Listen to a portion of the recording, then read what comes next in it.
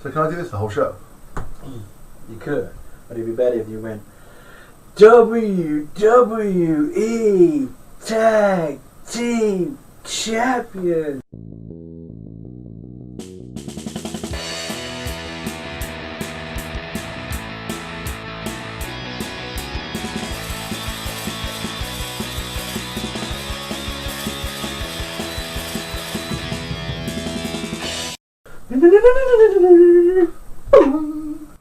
Hello and welcome to Comic Nom. We're back. 2 weeks running, we didn't fuck up. Woo! So everyone out there that cared, Like all two of you. both of you, hold on, we get 2 hits. Well, I watch the video every week. You watch the video every week. Sorry, that was bad. Let's do the thing. This week we're going to talk about Marvel's Civil War! You have to do the epic movie voice. Not the movie, in case you clicked on that thing. Can I say that this book is so far away from the movie that it's almost no point comparing? Yeah. We're not gonna. This when was this published? Cause That's a really good question, actually. You know what? A fair bit ago. It's your video. You're supposed to know this shit. Yeah, but I read it a long time ago. You read it this weekend. You read it last night. I read it last night. 2006. This one was published. I'm not sure when that was the original print when So this, at least, this trade is 10 years old. Yeah. So that should say a lot. Back when comics was good. When I first read this, I read it on the Marvel Unlimited, where it had like lots and lots of tie-ins to read. So it was like that. It helped make the bigger picture. It was my first exposure on a comic book event. So it made quite. So as it's your first one, did you go, "Oh my god, everything's tied in together. It's brilliant." Yeah. Yeah, because you're subscribed to Marvel Unlimited, right? So like, as a comic book buyer that has to pay for comic books, you go, "A tie-in, everything's connected. Fuck you." You know, like we did, like with Civil War 2, I just go, No. Nope, get the fuck out of here. No. Okay, so the premise of the story is it starts off with the New Warriors, Yeah. who are being superheroes, but they're also making a reality TV show out of it.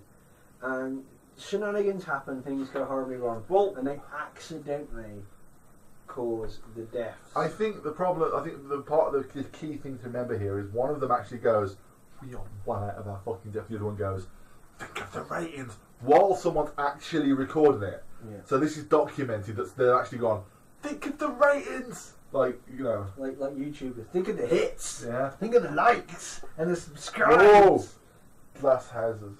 I know. So yeah, but I think then quickly what happens is they face a villain that's way above their pay grade, and he goes boom. Is it like, Nitro? Yeah, literally his power is to go boom. He goes big bad at boom, takes out a city block. School.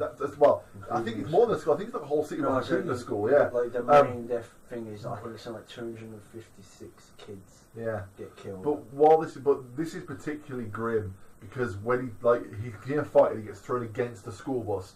So this villain, he fucking knows what he did. It's not like he made a mistake. This guy's like okay with it, which makes you go, well, that's worrying. Like he's not messing about. He's genuinely like, I'm gonna go to fucking school.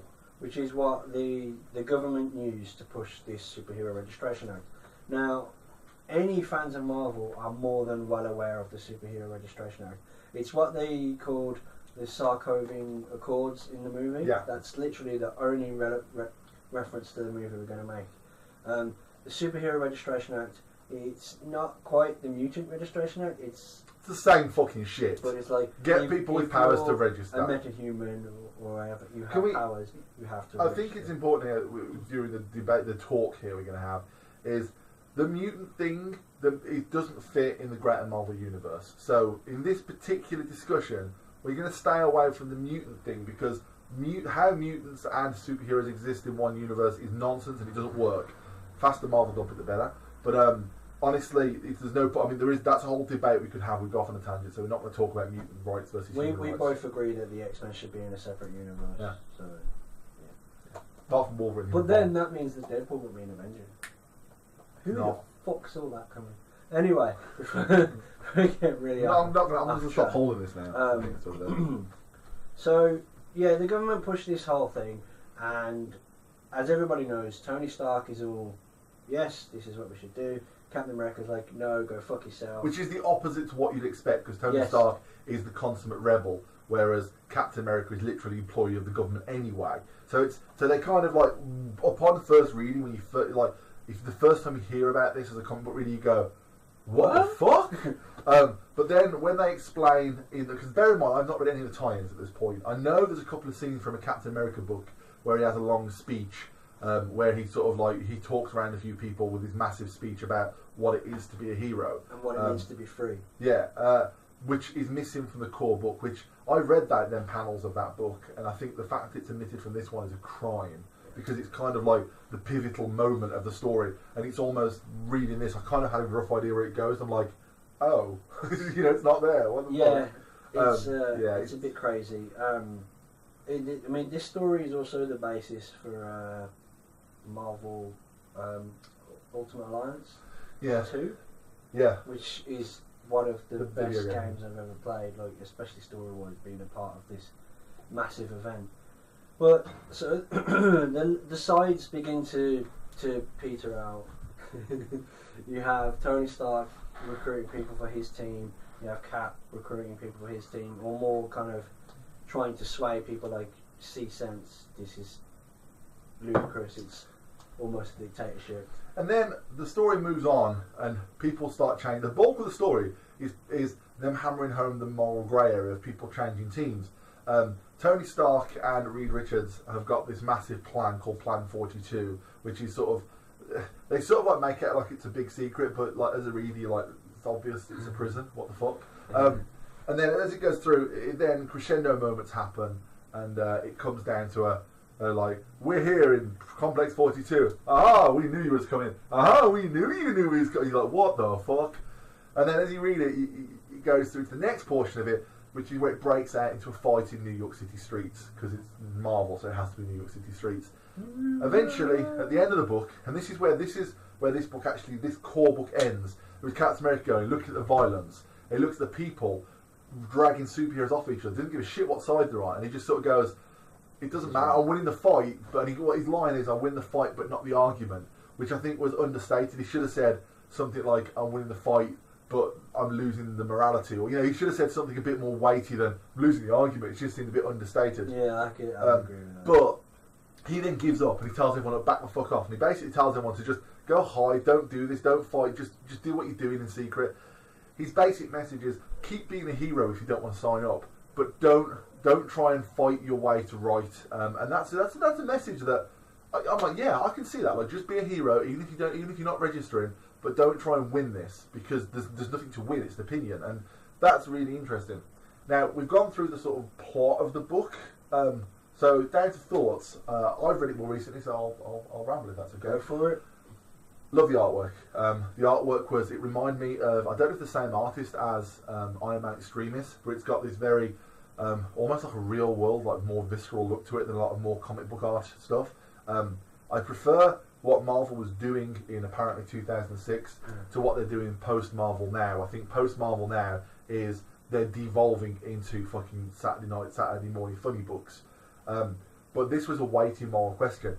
The few things you could tell that Marvel was reticent to go any further with certain points. They're like, we don't want to raise this moral question. We want to stay clear of this, but this is okay. And I can respect the fact that they knew what they wanted to tackle, and it was about morality and justice, it wasn't really about the registration of superheroes. It's almost that question that, again, back to Planetary, that Planetary raises is, like, you've got all this power, fucking do something good with it, not something cool. I can't remember what the name for it is, but it's raised in Batman a lot. It's like, because Batman exists, supervillains exist. Yeah. Because Superman exists, people rise to challenge that power. Yeah. And I think that's also something they're trying to hit on here. Because there are so powerful heroes, there will always be people that are trying to be the more powerful villain, be which more powerful. Which is kind of why in the real world, if the vigilantes exist, the main papers aren't allowed to report on it, because they don't want to encourage people to do more of that. So I can kind of go, okay, I can kind of get that. But I think part of the problem here is, in this book, is that S.H.I.E.L.D. exists. And S.H.I.E.L.D. is a massive international paramilitary organisation that seems to be able to go anywhere on US soil without asking anybody for fuck. They just go where they like. And then S.H.I.E.L.D. get involved. And in the story, S.H.I.E.L.D.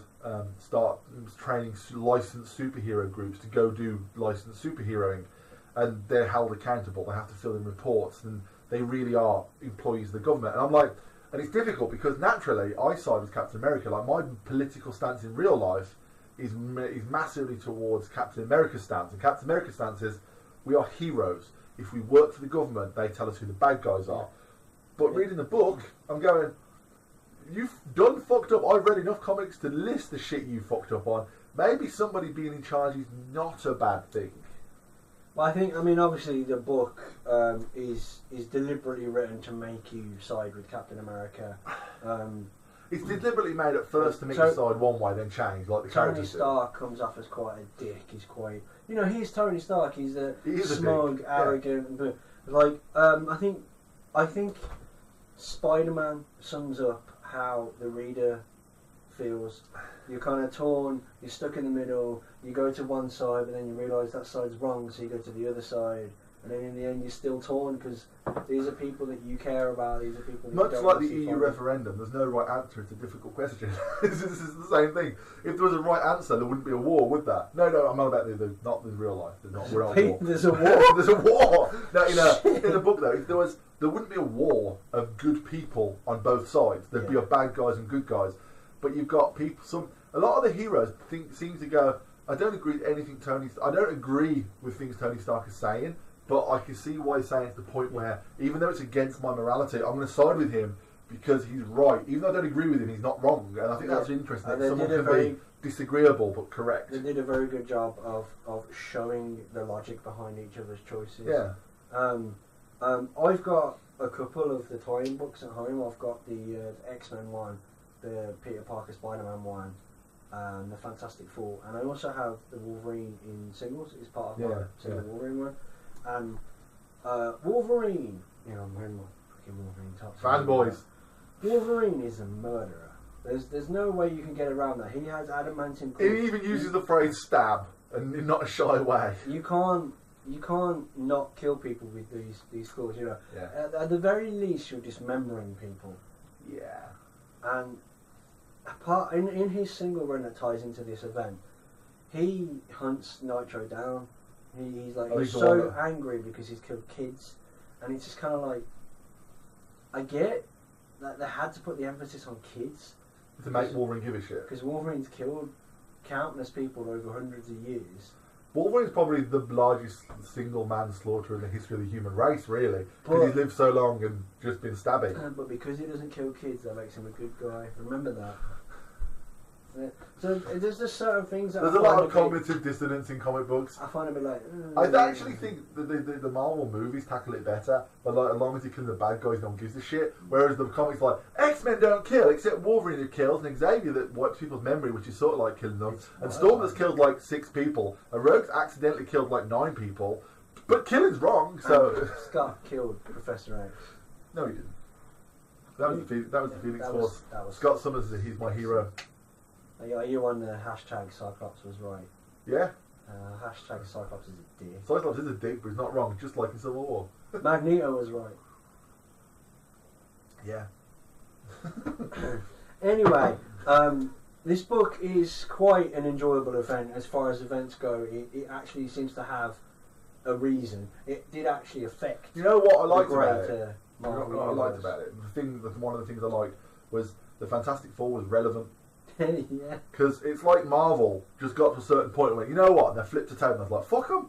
Because like Sue Storm is ridiculously powerful in this, but even though she doesn't do it outright, like they're all fighting, it's just like, no, S.H.I.E.L.D., everyone fuck off. And it's like no one can do a thing to stop her. There's nothing. Another side of her. Yeah. The darker side that I knew nothing about. And the only other time I've seen that is, what was that Wolverine story, that event with Wolverine? There was a lot of time travel. There was multiple Wolverines. Age of Ultron. That was yeah.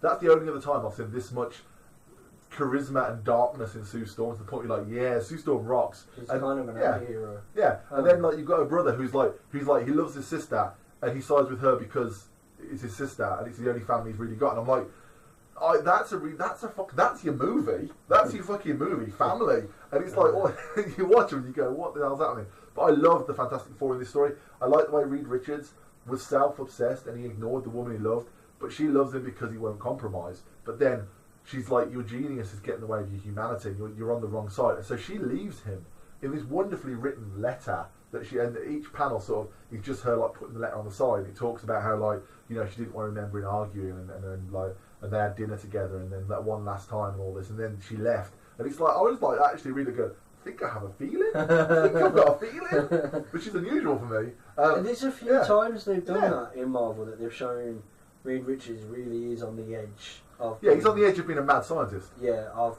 potentially being a supervillain. Yeah. Like, I think were it not for Doom, he would probably swing. He'd be Doom.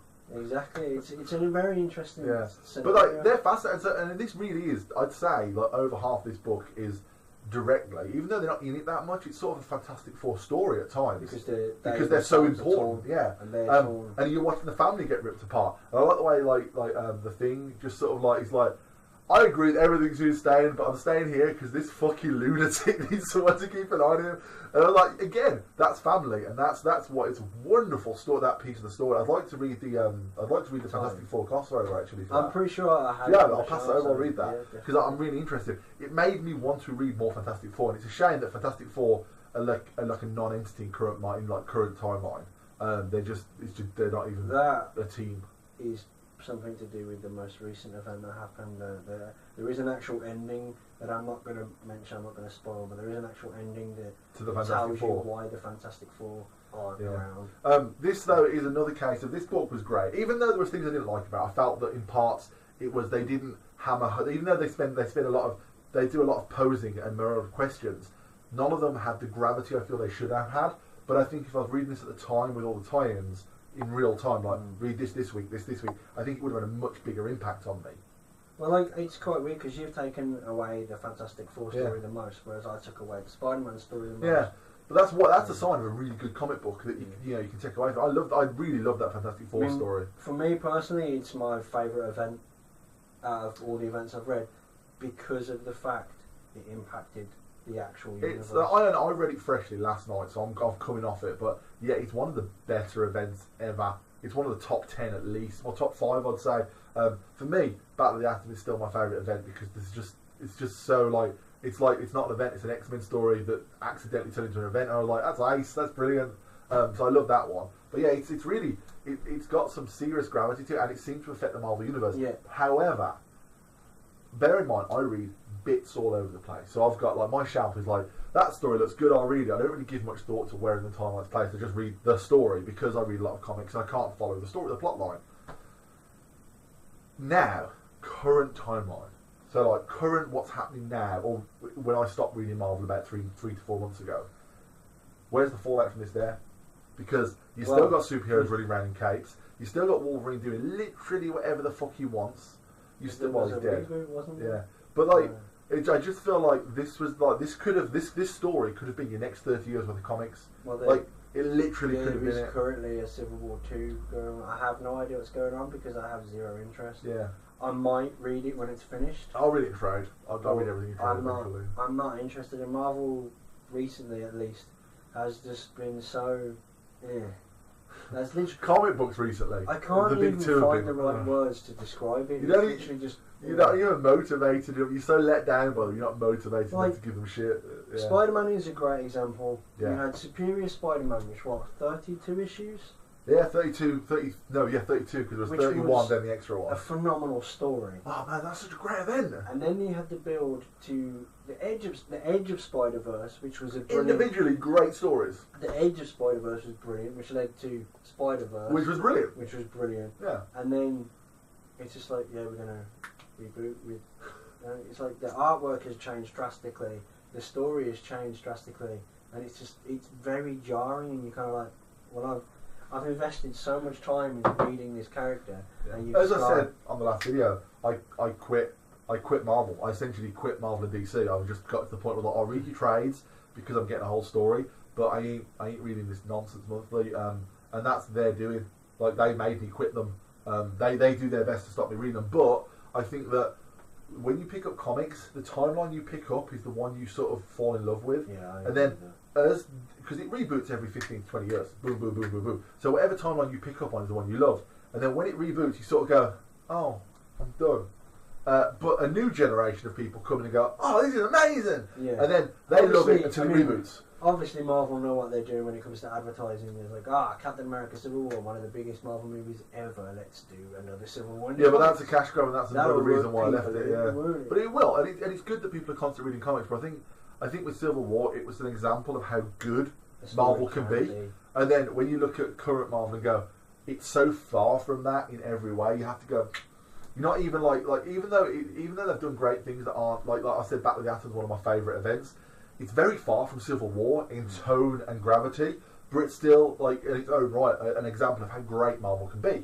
And then you've got the shit that's happened recently, like that. What was that thing that happened in Guardians before it finished? The Black Vortex. Yeah. I was like, I don't even care. I don't even care about it. I care so little. I didn't even buy those issues. And that's the sort of thing that's where Marvel. And it's probably a great story when you read it in trade, but by giving forcing it to you, by going buy this title, and not giving you a reason to give a shit. Yeah. And also remember as well, getting comic books is kind of difficult because we get them through post through intercomics.com, and we kind of have to like send an email and go, I want this please. And it's like sometimes because I'm a reader and I'm not a follower, I don't read all the forums and look at what's coming. I just read the books I read, and if I see something in Forbidden Planet that looks good, I buy it. If I like it, I make the email to my dude who then sends it me. So I don't follow comic book news that closely because it almost finds that the politics of comic book taints the story for me. I don't know if you feel the same way.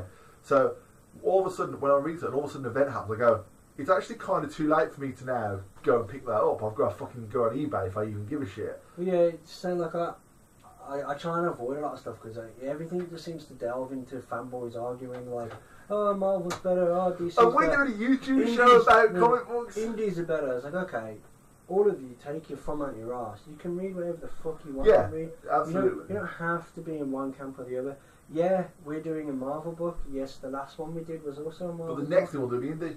Well, we just read what we want to read. Yeah, we read the stuff that's quite readily available. Yeah, I really like to read trades because I can go, this is the story. And reading a trade is like watching an action movie. So when I read a trade, I can go, I've experienced the story.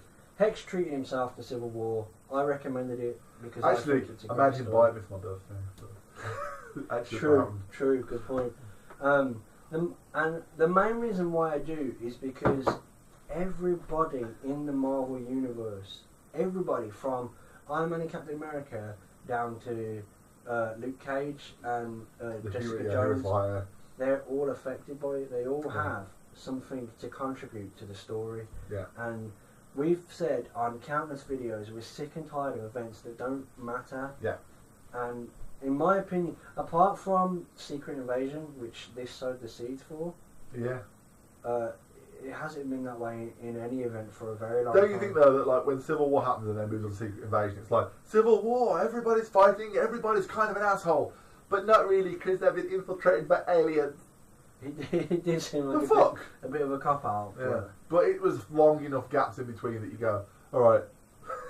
I like Secret Invasion. I think part of it is that because I will buy event trades, like this is part of Marvel history. Yeah. I will get this one, and then I'll get the next one. So and they're fun action movies. Secret Even Invasion. if they're bad, they're like I read current timeline Justice League. And like one of my favourite books of all time, and we did a video about it, was Avengers vs X-Men. Avengers vs X-Men, and it's stuff that starts in this book that the writers later on go, yeah, we can call on that. Yeah, that and the best stories keep fueling you for years to come in comic books. And I don't feel like in current timeline there's a lot that's going to fuel in the future. And that's a shame. But yeah, this book on its own, back to this, we're back to comic politics now. We should do this. Back to like Civil War in general. If you've seen the film and you was like me, I was underwhelmed as fuck by the film. I was like, it was alright. Fight scenes went on a bit too long. Spider-Man was ace. It was the best thing. It was the best thing. And Ant-Man was also kick-ass. Yeah, but then like you read Civil War, and it's a drastically different story, and it's about morality and personal politics. And the idea of the question is, what actually is the right decision? And if you take morality out and just look at the facts, is it the right decision to register heroes? And that's sort of the questions I was hoping to get from the movie, and it was just an action-packed romp, and it was The movie was more about them as about two their people, friendship and what they have. Yeah. Like, I want to take a second just to ask you one thing about the movie, and caution because there might be spoilers here, so I apologise if we do spoil stuff. We probably will. Whose side were you on in the movie? Neither. I didn't have enough of an emotional response to form an opinion while I was watching it. So you didn't give I didn't a give any flying shits. fuck. I was like, you're both killed. assholes. No, because his parents wasn't exactly great people, was they? They were. Really. Yeah, they were. Wasn't really. His dad was an asshole. No, his dad wasn't an asshole. His dad asshole. fucking saved Captain America. I don't care. The movies, I like them. His mum was nice. That was the one good thing in that his effect life. with them ending young at the beginning was really good, though. That was creepy because I was sitting there. I was like, did they get this for an old film? I'm like, is that actually Robert Downey Jr.? This is Robert Downey Jr. a time traveling out. There was someone else that looks like him, or is it? No. It's, anyway, I sided with Tony because I felt like he was right, and then I felt like he was vindicated at the end when he'd hidden the fact that his best friend killed his parents. It's like, how could you do that? I genuinely, with all the Marvel movies, I enjoy them. It's nice to see the superheroes you read about on TV. You know, it's nice to see that. But when it comes down to it, I think they're all fun, but none of them actually give me what comic books give me, which is to go, this is like affected the way I think about things, which I think only for me, only a book could do that anyway. I think that a half hour, an hour's worth of TV or film isn't enough to have that sort of impact on me. So with the film, honestly, I didn't care. I do feel like part of that is down to interpretation. With a book, especially a written book, it's all about your imagination. Yeah, and internalization, With a comic book, it's more so much how you read the words. Yeah, and you stop and you'll read something again or go back and you'll move back and forth, and sometimes you'll just stop and just go like that. Like you might read something sarcastically that's not meant to be sarcastic. So I read everything sarcastic. So you start to form an opinion that might not be what the director's opinion is when he makes the film. So I do agree with you on that one. But anyway, but in the book, I was very much on Captain America's side, to the point where I was like, it was like I agree with most of what Tony Stark says, but Captain America is like, he's right. But then there's portions of the book where I'm like, you're making bad decisions, Cap. And they're like, so it's a turmoil. But in the end, if it comes down to it, if it was like, I think Captain America's just go, you know what, it's not worth fighting about. Yeah. It's almost that old, let's agree to disagree. But it's kind of like that. He was the bigger man. He let himself go to prison, so that in hopes that everyone would just be heroes and stop fighting about it. And I'm like, and we all know what actually stops the fighting. Do we? Yeah. What? Cap gets assassinated on the steps going into court. What? Cap gets killed. Does he? Yeah. Not in the book. It's I didn't read that. The fallout of the book. He gets us, and I think it's Bullseye that takes the rap for it, but it wasn't actually him. It was what's her name? Agent 23. She was in the movie. The Peggy Carter's nephew. Niece. Yeah. It was her that originally killed him. I didn't know that. I knew the Captain America died. I didn't realise it was after that though. I didn't realise that was the timeline. Like I said, I've read so much of the stuff that follows that it's kind of like, well, this happens and this leads to this and that leads to this, but this affected that, so I have to read that. Yeah, I don't do that anymore. I guess it's just spend too much money. But no, I am a bit surprised that that's not in the book itself. Yeah, that seems like that could have been the way to end it. Even if they had skipped an issue and just gone Captain facing trial, bullet in the head at the end, that would have been like that would have been a better ending. But I think Civil War is one of them books where I'm willing to read the tie-ins because it pushed a few buttons for me. Like I want to read the Fantastic Four because I'm like, hey, Fantastic Four, you know, it's good enough that I'm willing to read the tie-ins in trade form. If I had read it more weekly, I probably would have found it tiresome about halfway through and got pissed off with it because, like, reading it in bulk, I literally sat down and read the whole thing in one sitting. If I couldn't have done that, I probably would have been a bit jaded about halfway through. You think about the events we've done recently, and you have Infinity, which just affects the Avengers books. Yeah. And you have Battle for the Atom, which just affects the X-Men books. This affected everything Marvel, that was out, like that every single. I mean, that is a good reason to read Marvel and DC. The fact that then, in theory, one event that's small can ripple out to the whole of the universe I've created, and that's really interesting. It's like the best example of that was Flashpoint, which is where a series of decisions like rippled out and affected the universe. Like it even affected the Green Lanterns on Ore. It affected like the universe because of a few decisions, and that was like that's the example of like how great comic books can be. Even if you don't like the event, it's like the idea that can ripple. Whereas you don't get that with indies because you have like maybe 2 or 3 titles that are linked at best tenuously. Because like whatever happens, and that's also though it means the writers can do whatever the fuck they want because they're not messing with anyone else's books. So it's a double-edged sword, which is why I end up reading lots of different things. Yeah, I read everything I can get my hands on usually. But yeah, it's interesting. So takeaways are: we both enjoyed this story quite a lot. We both, we actually made to think.